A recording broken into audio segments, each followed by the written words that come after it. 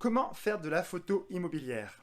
Salut à toi et bienvenue sur ma chaîne, moi c'est Lucas alias Kenevra, je suis photographe professionnel et mon but ici c'est de te montrer comment je travaille, mais aussi de te dévoiler plein de trucs et astuces pour que tu puisses progresser plus rapidement. Dans cette nouvelle vidéo, je vais te montrer à ma façon comment je fais de la photo immobilière. Tu veux voir comment je fais? Allez, c'est parti!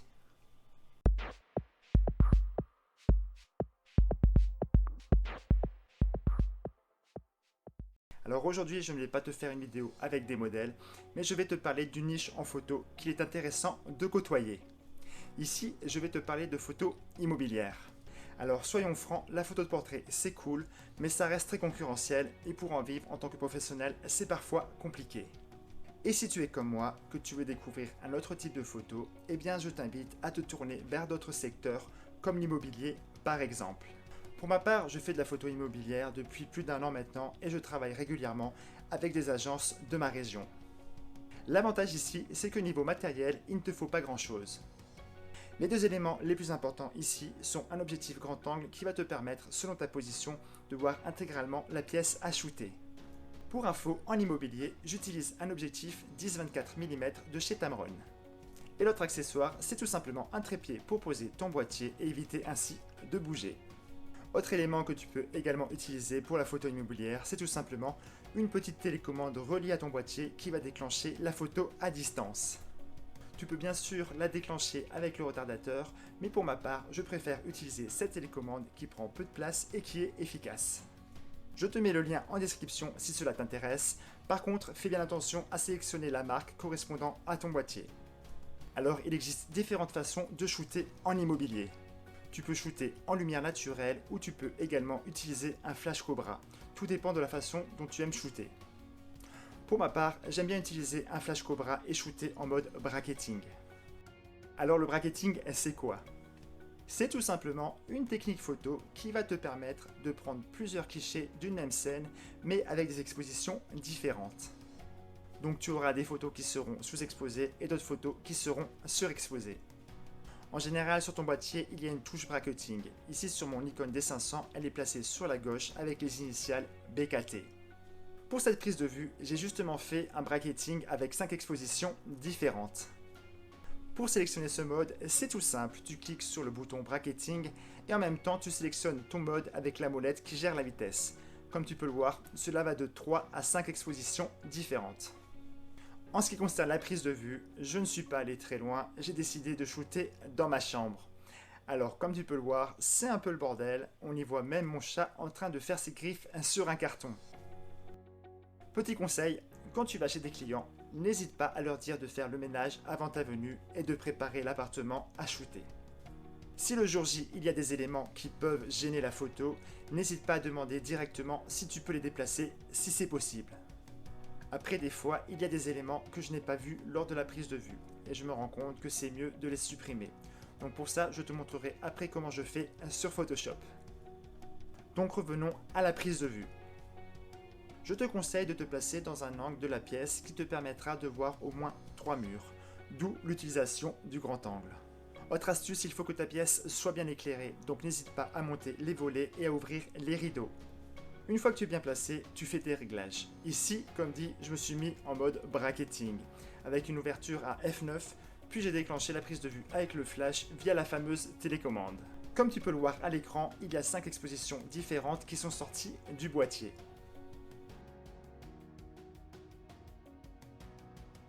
Mais en ce qui me concerne, j'ai juste sélectionné 2 expositions différentes pour faire la photo finale.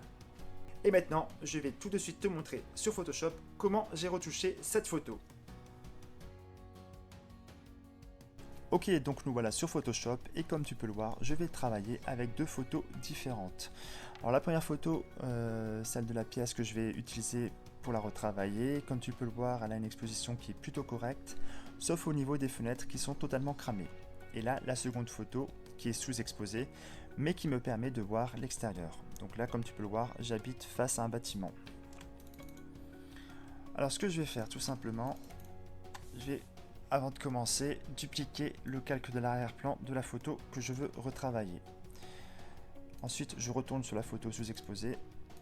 Et là, je vais sélectionner avec l'outil lasso polygonal les 2 fenêtres. Donc là, je mets un contour progressif de 2 pixels. Je fais un petit zoom. Et je sélectionne la première fenêtre.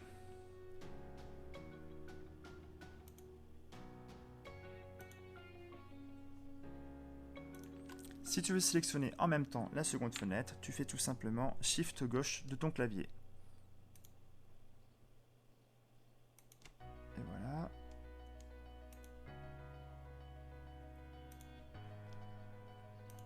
Ok. Une fois sélectionné les deux fenêtres, tu vas les importer directement sur la photo que tu veux retoucher. Donc là, pour bien positionner les fenêtres, je vais utiliser les flèches de mon clavier.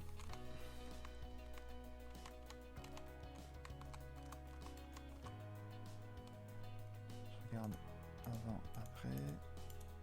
Ok, ça a l'air plutôt correct. Je dézoome. Là, ce que je vais faire, je vais maintenant créer un calque de réglage luminosité afin d'éclairer un peu plus la pièce. Donc je vais faire une petite luminosité de 28. Et là, ce que tu vas faire, en fait, comme tu peux le voir, avant, après, tu vois qu'au niveau des fenêtres, elles sont de nouveau éclaircies et un peu plus cramées.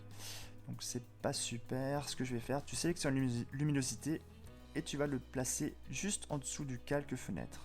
Et là, tu peux voir que les fenêtres ne sont pas impactées. Ok. Là, au niveau de l'exposition, ça me semble plutôt correct.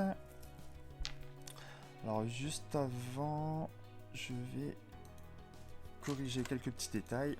Parce que là, en fait, tu peux voir, par exemple, il y a une manette en dessous de en dessous du lit qui est pas terrible. Je vais corriger ça. Je vais prendre l'outil lasso. Pixel. Je vais mettre 3 pixels. Je vais cacher ça.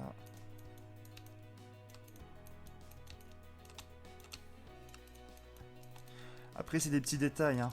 Mais en général, ouais, c'est quand même mieux si tes photos merde, pardon, sont plutôt propres. Les petits détails comme ça, voilà, moi j'aime bien les supprimer.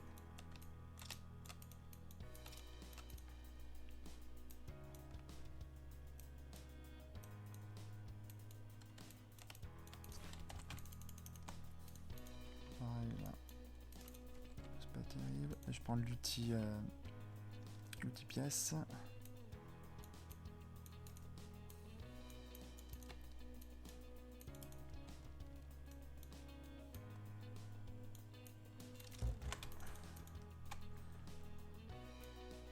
Après la petite déco, tu vois, bon j'ai un petit un attrape-rêve. Je le supprime. Voilà. Juste enlever aussi l'ombre créée par le flash au niveau de l'ampoule. Voilà. Une petite fissure.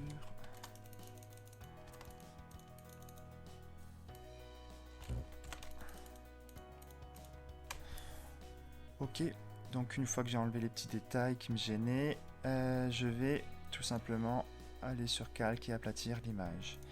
Et maintenant, je vais te montrer ma technique pour avoir des lignes droites. Donc, tu vas sur filtre, et là tu sélectionnes correction de l'objectif. Là, tu as ta photo qui apparaît et tu vas directement sur critères de recherche. Donc là, tu as la marque de l'appareil photo. Ici, c'est mon Nikon. Et comme tu peux le voir, Photoshop a inclus toutes les marques. Tu as du Canon, Fujifilm, Hasselblad, Leica, etc. Et ensuite, tu vas directement sur modèle d'objectif. Tu choisis modèle. Moi, ici, j'ai utilisé mon grand angle, le 10-24. Je clique sur le 10-24. Et là, tu peux déjà voir qu'il y a une différence au niveau de ton image. Et ensuite, tu enchaînes encore avec filtre, mais là, tu vas sur filtre caméra raw. Et là, tu vas cliquer directement sur géométrie. Là, tu vas passer en mode automatique. Et voilà, la photo est retravaillée, enfin repositionnée. Et normalement, tu prends la règle que tu vas positionner à différents endroits de ton image.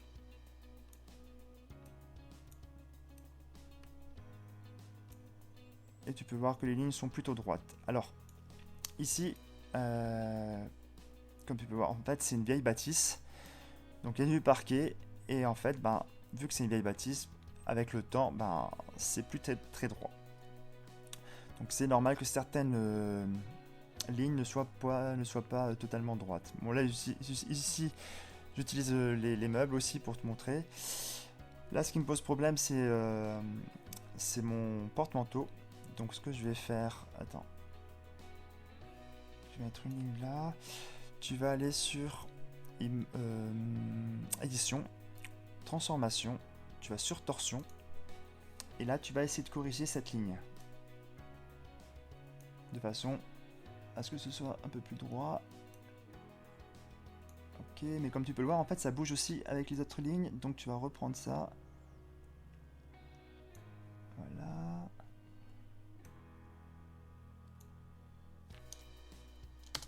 Ok. Et comme tu peux voir, l'image s'est un peu déplacée. Et ce que tu vas faire, bah, tu vas juste décaler un petit peu ton image.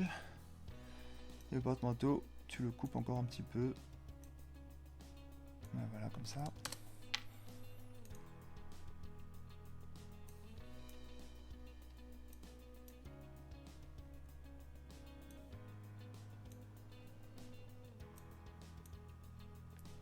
Et là, avec cette option, déjà le filtre caméra raw, ça te permet de bien redresser ta photo. Et ensuite, comme dit, si par exemple tu vois que tes lignes ne sont pas droites à 100%, bah, tu peux toujours utiliser l'option transformation et torsion. Voilà, donc là c'est plus du manuel. Alors, avant de conclure, j'enlève juste les petites réglettes. Moi, ce que je fais toujours, pour terminer, je vais de nouveau sur filtre, caméra raw. Et je vais juste augmenter un peu la netteté. Donc en général, je mets du 24. Voilà. Et voilà, la photo en mode avant et après. Et voilà, tu vois comment je réalise mes clichés en immobilier. Je te le répète encore une fois, je te montre à travers mes vidéos comment moi je travaille. Ensuite, tu prends ce que tu veux. Si tu préfères bosser en lumière naturelle ou si tu as d'autres techniques pour la retouche photo, à toi de voir ce qui te conviendra le mieux. Voilà, j'espère que cette vidéo consacrée à la photo immobilière t'a plu. N'hésite pas à la partager, laisse-moi un petit pouce bleu, ça fait toujours plaisir et pense à t'abonner. Allez, je te laisse, je te dis à très bientôt. D'ici là, prends soin de toi. Allez, ciao ciao.